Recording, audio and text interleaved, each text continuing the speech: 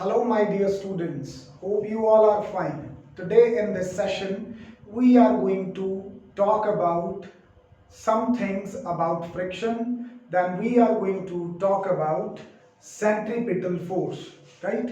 So, the thing that I want to discuss about friction is कि हमने friction का सारा mathematics अब देख लिया है.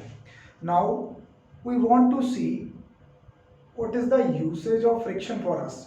Is it good for us or is it bad for us? One thing that is very famous about friction, one line is friction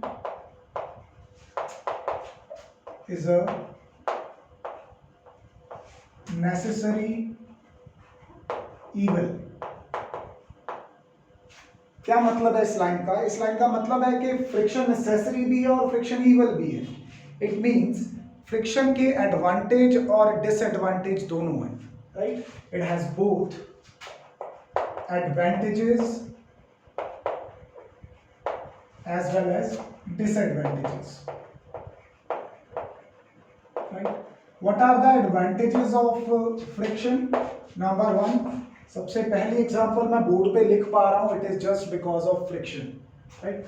किसी writing का होना सिर्फ फ्रिक्शन की वजह से पॉसिबल है. Next, working of machines, right? Machines जो हैं सिर्फ फ्रिक्शन की वजह से काम कर पाती हैं.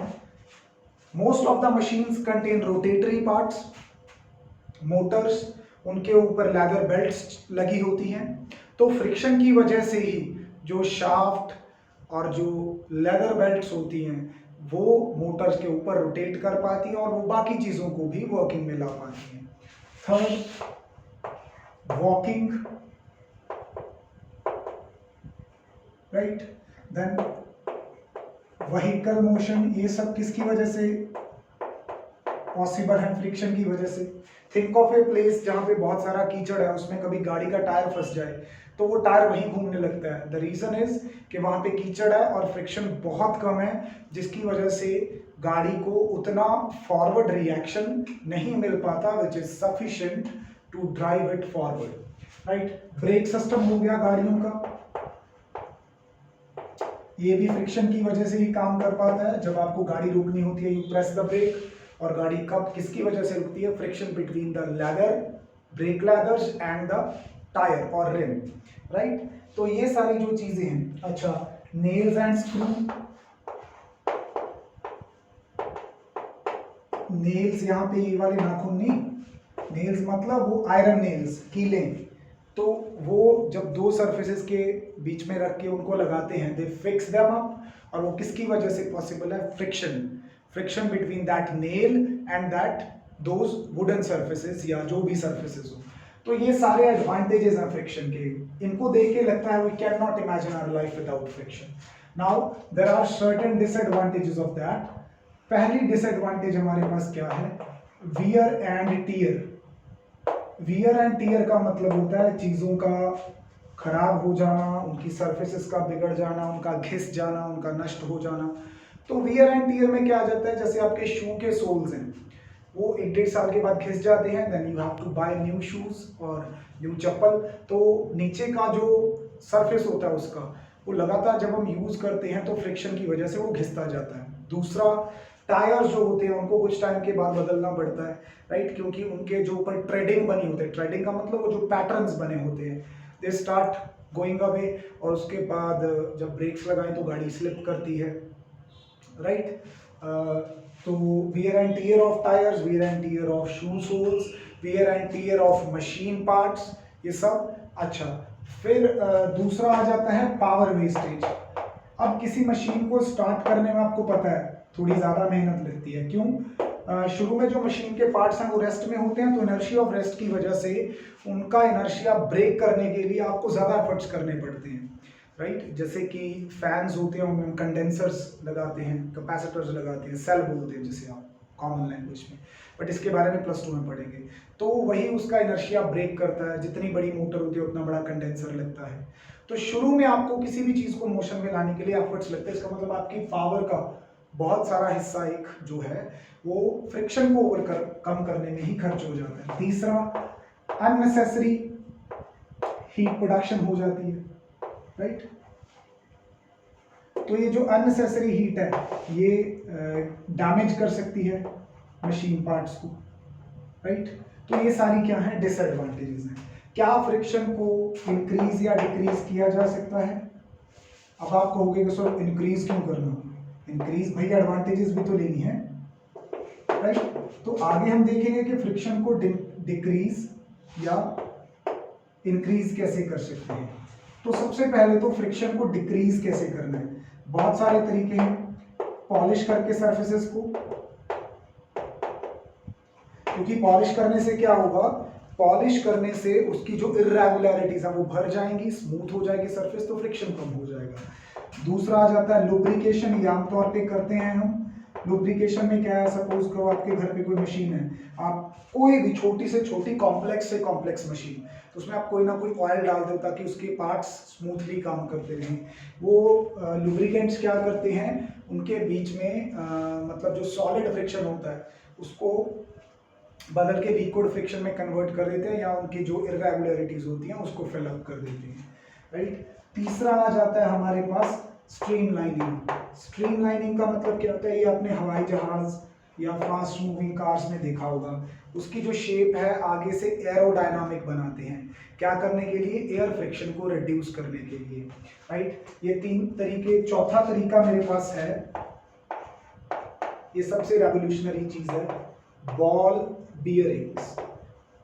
क्या होते हैं बॉल बियरिंग्स, तुमने देखे हैं, जैसे दो सिलेंड्रिकल स्ट्रक्चर्स होती हैं, राइट, और इन दोनों सिलेंड्रिकल स्ट्रक्चर्स के बीच क्या होती हैं, कुछ मेटालिक बॉल्स होती हैं, राइट। अब ये यहां पे लगता है एक्सल,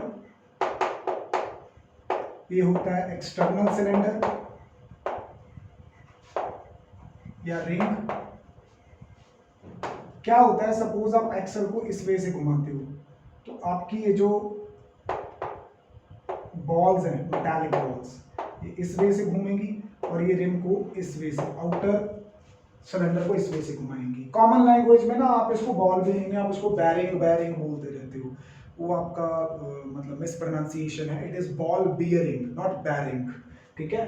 तो ये पंखों में, मोटर्स में, जितनी भी मशीन्स हैं, ball bearings are the irreplaceable things, ठीक है। इससे भी आप क्या करते हो, एक्चुअली आप स्लाइडिंग फ्रिक्शन को रोलिंग फ्रिक्शन में कन्वर्ट कर देते हो, and we know that rolling friction is less than sliding friction. तो यहाँ से आपका काम क्या हो जाता है, आसान हो जाता है, राइट। इसके अलावा मेरे पास और कोई चारा, हाँ, कुछ डिफरेंट तरह के अलॉयज यूज करके, जैसे मशीन है कोई, उसके पार्ट्स हैं वो स्टील के बने हुए हैं, राइट। तो स्टील के ऊपर स्टील जब मूव करता है इट ऑफर्स मोर फ्रिक्शन, लेकिन अगर आप स्टील की सरफेस के ऊपर ब्रास की कोई चीज चलाओगे, ब्रास इज एन अलॉय, तो वहां पे फ्रिक्शन कम ऑफर होगा। इसीलिए अगर आपने देखा हो, कभी कोई फैक्ट्री विजिट की हो या कोई मशीन देखी हो, मशीन के काफी सारे इंटरनल पार्ट्स ब्रास मेटल के बनते हैं। इसको बोलते हैं एंटी फ्रिक्शन अलॉयज को यूज करना। क्या करना, using anti friction alloys. Anti friction का मतलब ये नहीं कि फ्रिक्शन नहीं होता, वहां पे बहुत कम होता है, राइट। एंटी फ्रिक्शन अलॉयज को इस्तेमाल करके कर सकते हैं। सिक्स्थ आ सकता है एयर कुशनिंग। दो सरफेसेस के बीच में अगर एयर प्रेजेंट है तो जो कांटेक्ट की वजह से सॉलिड फ्रिक्शन आना है वो फ्लूइड फ्रिक्शन में कन्वर्ट हो गया। अब हवा आ गई इनके बीच में, it is less then the solid friction, तो यहां से भी फ्रिक्शन कम हो जाएगा, राइट। अब कई जगहों पे हमें फ्रिक्शन इंक्रीज करने की जरूरत पड़ती है। ये हमने क्या सीखा था अभी, we talked about decreasing friction, let's talk about increasing friction. सबसे पहला आ जाता है ट्रेडिंग ऑफ टायर्स। क्या आ जाता है, trading of tyres. Trading of tyres का मतलब समझते हो आप, किसी भी व्हीकल के टायर्स देखो, वो क्या होते हैं, उन पे पैटर्न्स बने होते हैं, ठीक है। तो वो क्यों बनाए जाते हैं, फ्रिक्शन को इंक्रीज करने के लिए, अदरवाइज रोड पे व्हीकल की पकड़ नहीं बन पाएगी। दूसरा, हम यहाँ पे ट्रेडिंग ऑफ टायर करने के साथ साथ आर्टिफिशियल रबर यूज करते हैं, नेचुरल रबर नहीं यूज करते, क्योंकि आर्टिफिशियल रबर जो है वो थोड़ा ज्यादा फ्रिक्शन ऑफर करती है as compare to natural rubber. दूसरा आ जाता है सैंड को यूज करना, रेतीली मिट्टी को यूज करना। सपोज कहीं पे कोई हिल स्टेशन है, बर्फ है, अगर बर्फ वहां से मेल्ट हो जाती है तो इरेगुलरिटीज में पानी भरेगा तो वहां पे स्लिपरी हो सकता है।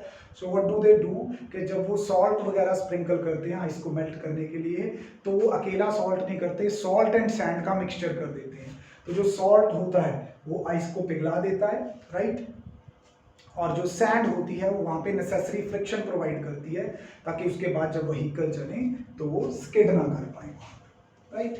चलिए, next thing that I want to discuss is also related to your practical life. देखिए, अब तक फ्रिक्शन के बारे में मैथमेटिकल चीजें, कॉम्प्लेक्स चीजें पढ़ी हैं आपने, कितने टफ न्यूमेरिकल थे उसके। कंपटीशन में आपको आगे जाके नीट, जेई वगैरह या बोर्ड्स में ये सिंपल आपके जो +1 के एग्जाम है, वैसे बहुत कम टीचर्स प्रेफर करते हैं क्वेश्चंस को डालना, but I have made you done that कि कल को आपको कोई ऐसी प्रॉब्लम ना मिले जो आपसे ना हो, उसके रिगार्डिंग जो भी डाउट है आप टाइम टू टाइम क्लियर कर सकते हैं। So now we are going to talk about a lawn mower. What is a lawn mower? आपने वो क्रिकेट की पिच के ऊपर रोल करते हुए देखा होगा, जो हेल्पर्स होते हैं, ठीक है। लॉन मूवर्स जो होते हैं उसको फ्लैट करने के लिए, उसको पक्का करने के लिए हम उसके ऊपर चलाते हैं। तो क्वेश्चन है यहाँ पे, क्वेश्चन एक सिचुएशन है, what is the situation? Pulling lawn mower, ये इंपॉर्टेंट है, 2 मार्क्स में काफी बार टीचर्स डालते हैं इसको क्योंकि फेवरेट क्वेश्चन है। Pulling a lawn mower is easier than pushing it. किसी लॉन मूवर को पुल करना आसान है बजाय इसके कि उसको पुश किया जाए। तो आप कहोगे सर इससे क्या फर्क पड़ता है? पुल और पुश बोथ आर फोर्स और इक्वल लगानी पड़ रही है, पर जब करके देखते हैं तो पुल करना ज्यादा आसान है, पुश करना डिफिकल्ट है। Let's see how. तो इसकी जो एक्सप्लेनेशन है इस सिचुएशन की, तो उसको मैं थोड़े डिफरेंट वे से करूंगा, राइट। थ्योरेटिकली मैं ये कह सकता हूँ कि किसी लॉन मूवर को पुल करने में मुझे कम फ्रिक्शन ऑफर होता है और पुश करने में ज्यादा फ्रिक्शन ऑफर होता है। तो जहाँ पे ज्यादा फ्रिक्शन होगा वहां पे मुझे ज्यादा एफर्ट लगाने पड़ेंगे। तो दैट इज वाई पुल करना आसान है, क्योंकि वहां पे फ्रिक्शन कम ऑफर होता है। ये तो रहा एक लाइन में आंसर। इसका प्रूफ क्या है? चलिए कर लेते हैं प्रूफ, कोई दिक्कत नहीं। So I suppose this is a lawn, right. 2 different situations करनी है डिस्कस, तो डिफरेंट डायग्राम्स बनाऊंगा। सबसे पहले मेरे पास यहाँ पे लॉन मूवर का ये जो सिलेंड्रिकल रोलर होता है, वो रोड रोलर के जैसा वो पड़ा है। लेट्स से ये इसका यहाँ पे क्या है, वो हैंडल है जिसकी हेल्प से हम इसके ऊपर क्या लगाते हैं, फोर्स लगाते हैं, राइट। इसका वेट W डाउनवर्ड काम कर रहा है नीचे, राइट। तो इसके बदले में आपको एक क्या मिलेगा, रिएक्शन इधर को ऊपर। बात समझ रहे हो? एक बार आप इसको क्या कर रहे हो,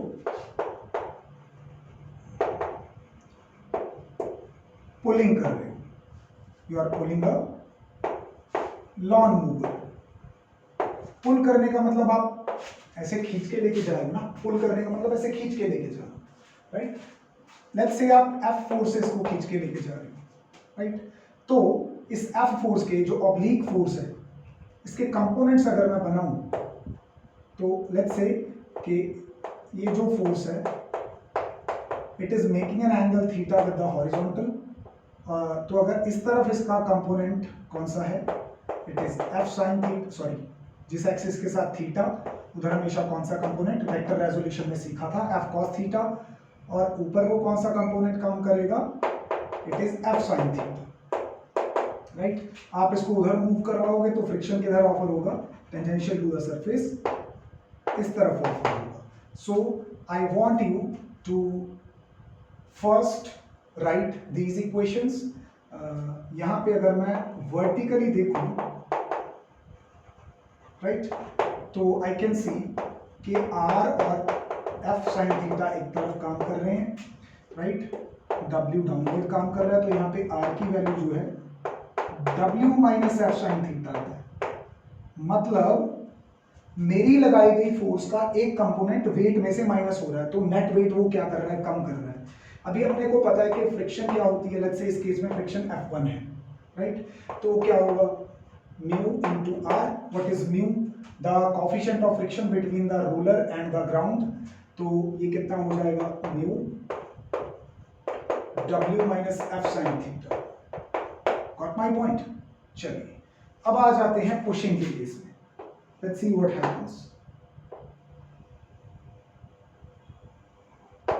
ये नॉन मूवर का सिलेंडर है, राइट, और ये इसका क्या है, एम, वो हैंडल है, राइट। इसका वेट W डाउनवर्ड काम करेगा towards the centre of the earth, right, और reaction normal to the surface of roller करेगा अपवर्ड। अभी आप इसको पुश कर रहे हो अपने से आगे। अगर आप इसको पुश कर रहे हो तो आप बेसिकली फोर्स इधर को लगा रहे हो, तो इसको इसके पैरेलली शिफ्ट करके इधर ले आओ। So this is the force F I am applying on it. अब इस F को हॉरिजॉन्टल के साथ कौन सा एंगल बनाना है, थीटा एंगल बनाना है।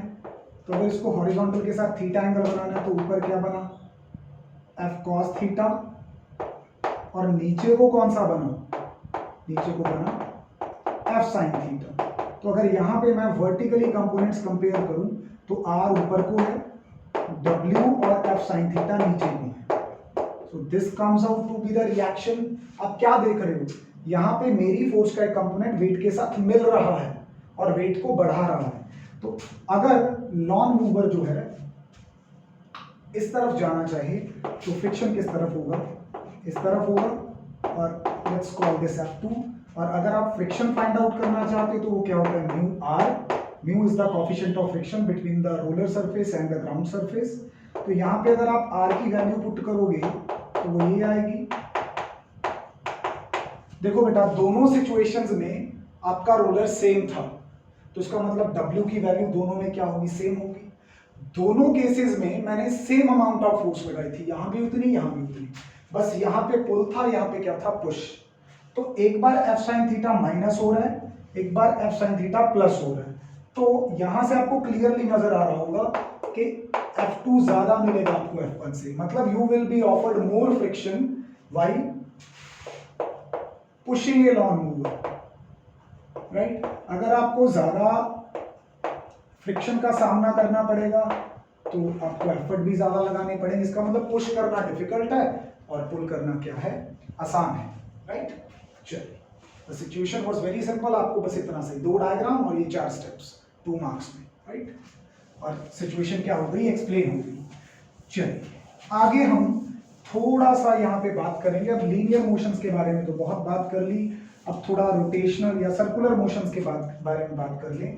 किसी बॉडी को सर्कुलर मोशन में, यूनिफॉर्म सर्कुलर मोशन में सेट करने के लिए, उसको गोल गोल घुमाने के लिए किसी पॉइंट के अबाउट कौन सी फोर्स चाहिए होती है, सेंट्रीपिटल फोर्स चाहिए होती है, ऐसा हम डिस्कस कर चुके हैं, राइट। तो आज हम और डिटेल में जाएंगे सेंट्रीपिटल फोर्स के बारे में। लास्ट टाइम आपने सेंट्रीपिटल एक्सेलरेशन पढ़ा था, ऐसी एक्सेलरेशन जो सेंटर की तरफ लगती है along the radius every time जब कोई बॉडी घूम रही होती है। सपोज करो कोई बॉडी इस तरह से घूम रही है, इस तरह से घूम रही है, तो ये इसका पॉइंटर नीचे को है ना, तो ये क्या है, सेंट्रीपिटल एक्सेलरेशन हमेशा मोशन के सेंटर पे लगेगी, राइट। तो according to Newton second law, जिस तरफ एक्सेलरेशन नेट फोर्स भी उसी तरफ होती है।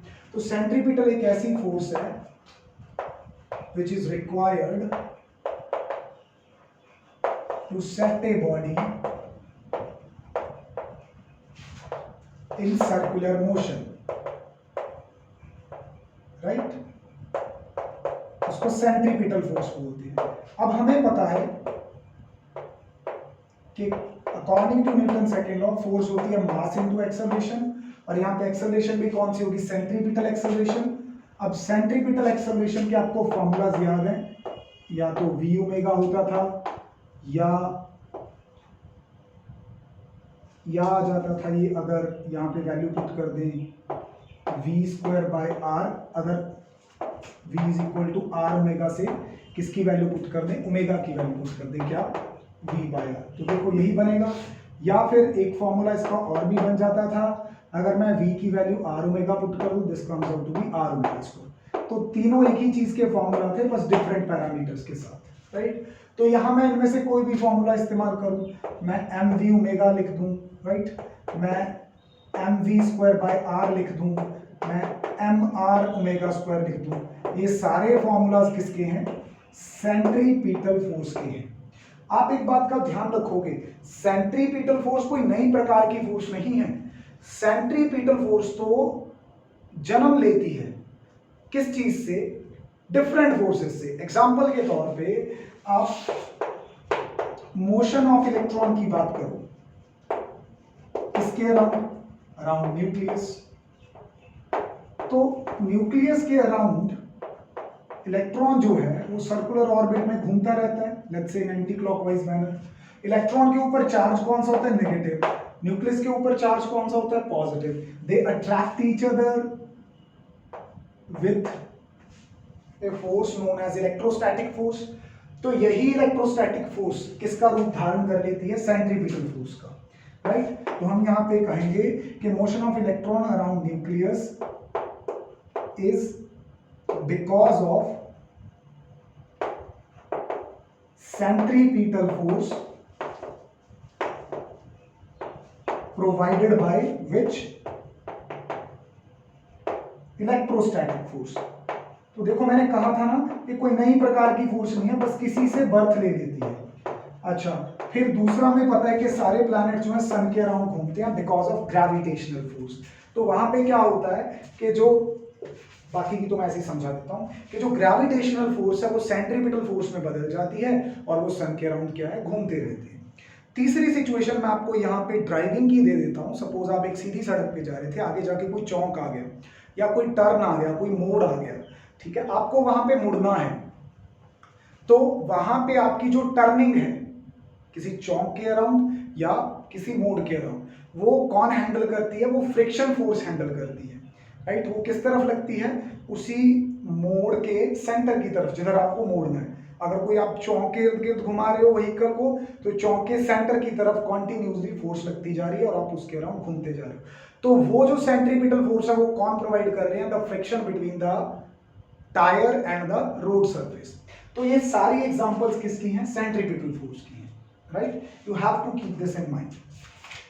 चलिए, देयर आफ्टर बाकी सब चीजें तो पता चल चुकी हैं। अच्छा, यहाँ पे एक बात का ध्यान रखना, जो ओमेगा होता है वो 2 पाई फ्रीक्वेंसी, लीनियर फ्रीक्वेंसी या 2 पाई बाय टी के भी इक्वल होता है। So we need these formulas to solve 2 questions. दो सिंपल क्वेश्चन है मेरे पास, मैं फटाफट से उनको एक्सप्लेन कर देता हूँ आपको।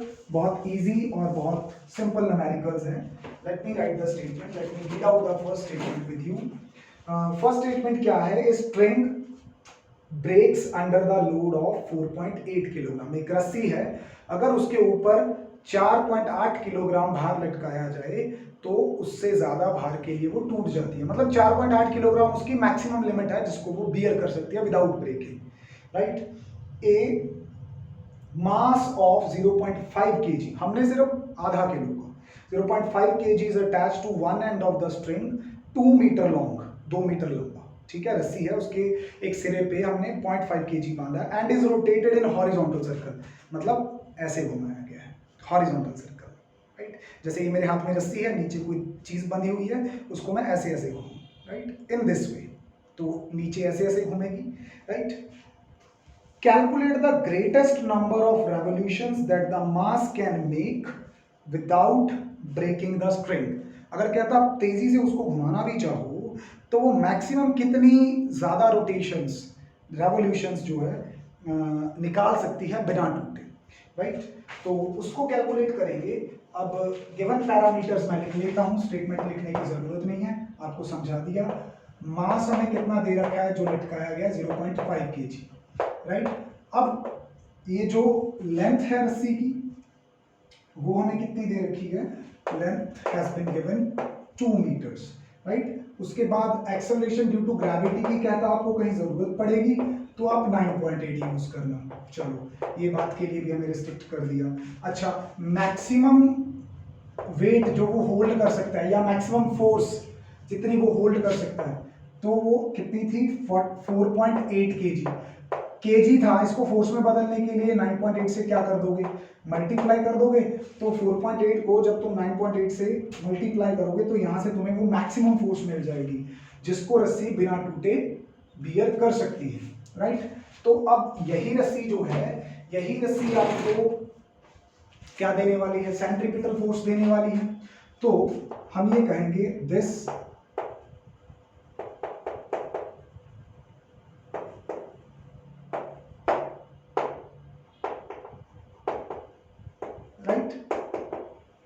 जब आप ऐसे घुमाओगे तो रस्सी में जो टेंशन पैदा हो रही है, इतनी वाली टेंशन, यही तो आपकी वो टेंशन फोर्स, सेंट्रीपिटल फोर्स बन रही है, इज प्रोवाइडिंग सेंट्रीपिटल फोर्स।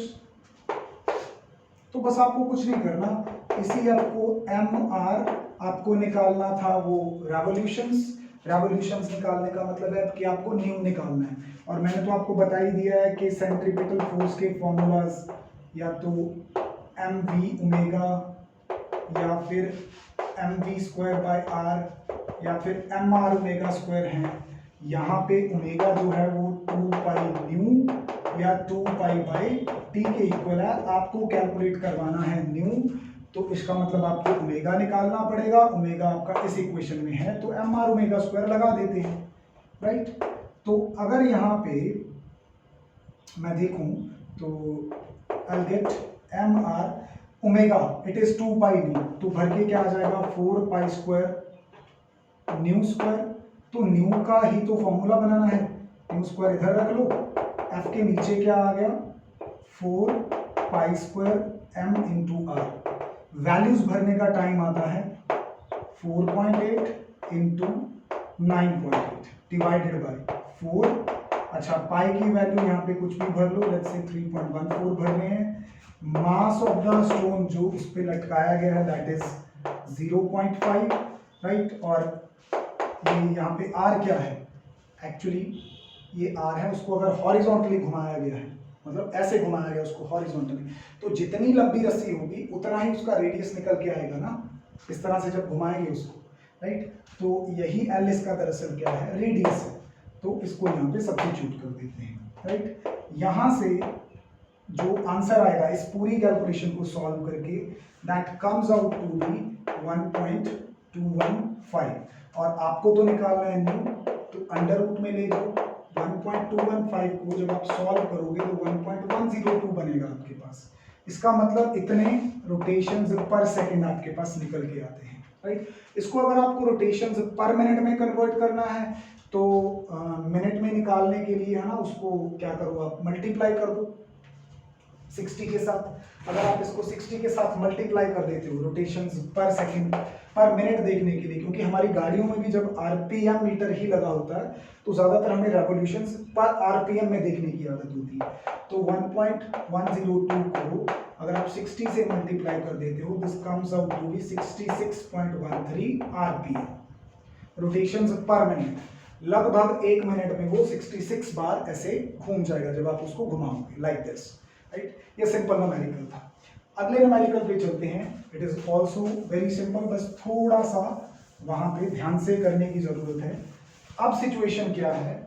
अब सिचुएशन ये है कि मेरे पास एक रस्सी है, ठीक है? उसको इस O पॉइंट से हमने फिक्स किया है। इनिशियली रस्सी ऐसे वर्टिकली हैंग कर रही थी, फिर मैंने उसको एक फोर्स दी और वो जो स्टोन बांधा हुआ था उस रस्सी के साथ वो ऐसे एक सर्कुलर मोशन में सेट हो गया, राइट? इस तरह के सर्कुलर मोशन में वहां पे क्या हो गया? वो सेट हो गया और घूमने लगा। यहां पे है। सो हमसे पूछा क्या गया है कि अगर इस रस्सी की जो लंबाई है वो 30 सेंटीमीटर हो, मैं स्टेटमेंट रीड कर देता हूं। ए बॉल ऑफ मास 0.1 kg, यहाँ पे 0.1 kg का मास है, is suspended by a string 30 centimeter long keeping the string always taught, खिंची हुई, मतलब टेंशन किधर को होगी, ऊपर को होगी। The ball describes a horizontal circle of radius 15, ये एक हॉरिजॉन्टल सर्कल निकालता है कितने रेडियस का, 15 सेंटीमीटर्स का, right. Calculate the angular speed, मतलब इसकी एंगुलर स्पीड निकालनी। अगर मैं ऐसे मानूं कि मैं इसको इस तरह से घुमा रहा हूं, ठीक है, इस तरह से, तो इसकी एंगुलर स्पीड क्या है, यानी कि ओमेगा कितना है, वो निकालना है, right. This is the question we have been asked.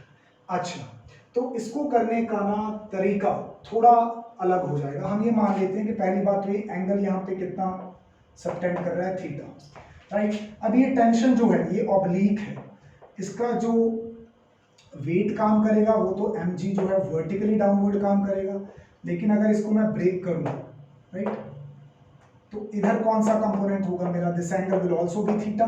Straight line, two parallel lines cut कर रही है तो कॉरस्पॉन्डिंग एंगल्स हो गए, तो इधर कौन सा कंपोनेंट आ जाएगा, mg cos थीटा, और इस तरफ कौन सा कंपोनेंट हो जाएगा along the radius, this will be mg sin theta. so what do you see from here, tension के अपोजिट कौन सा कंपोनेंट काम कर रहा है, mg cos थीटा, और mg sin थीटा किस तरफ काम कर रहा है, towards the centre o dash. तो इसका मतलब mg sin थीटा कंपोनेंट क्या दे रहा है, सेंट्रीपिटल फोर्स। तो हम यहां पे कहेंगे comparing components,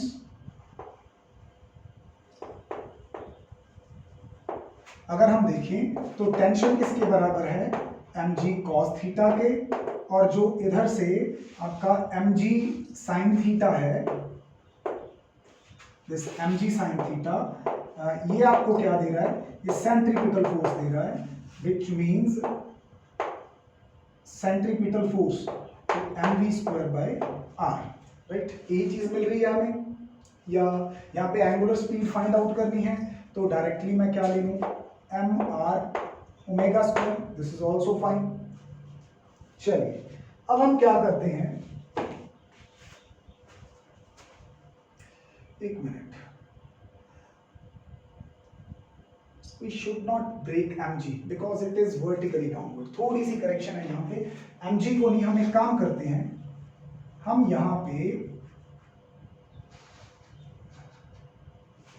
just a moment t को ब्रेक कर लेते हैं। अगर ये थीटा है तो ये एंगल भी थीटा होगा, अल्टरनेटिंग एंगल्स, तो इधर कौन सा कंपोनेंट हो गया, t cos थीटा, इधर कौन सा कंपोनेंट हो गया, t sin theta. Why did I do that, क्योंकि mg तो ऑलरेडी वर्टिकली डाउनवर्ड है, तो ऑब्लिक तो टेंशन है, याद रखना जो चीज ऑब्लिक होती है उसी को ब्रेक करना होता है। तो आई कैन से कि जो t cos थीटा है वो किसके बराबर है, mg के, और जो आपका t sin थीटा है ये क्या प्रोवाइड कर रहा है, centripetal force mr omega square. अगर मैं इक्वेशन 2 को इक्वेशन 1 के साथ डिवाइड कर दूं तो what I am going to get, t sin theta by t cos theta is equal to mr omega square by mg, cancel out, तो ये भी cancel out, tan theta is equal to r omega square by g बनेगा, या यहां से omega बन जाएगा under root of g tan theta by r। अब g की वैल्यू पता है, रेडियस की वैल्यू पता है 15, प्रॉब्लम किसकी है, प्रॉब्लम थीटा की है। क्या मैं थीटा निकाल सकता हूं, I know the perpendicular, I know the hypotenuse 15 and 30, yes I can go by trigonometry, I know that sin theta is nothing but perpendicular upon hypotenuse, so 15 by 30 which means 1 by 2 means sin कब 1 by 2 देता है, जब theta कितना हो 30। तो I have everything with me, g की value 9.8 into tan of 30 divided by radius कितना है इसका, रेडियस इज 15 सेंटीमीटर, इस सेंटीमीटर को आप मीटर्स में पुट करोगे तो 10 raised to power -2 आ जाएगा। Now substituting the value of tan 30, आपके पास जो फाइनल आंसर बनेगा दैट विल बी 6.14, और एंगुलर स्पीड की यूनिट क्या होती है, रेडियंस पर सेकेंड। बात समझ में आई? So it was this much easy. This is all about today's lecture. Thank you.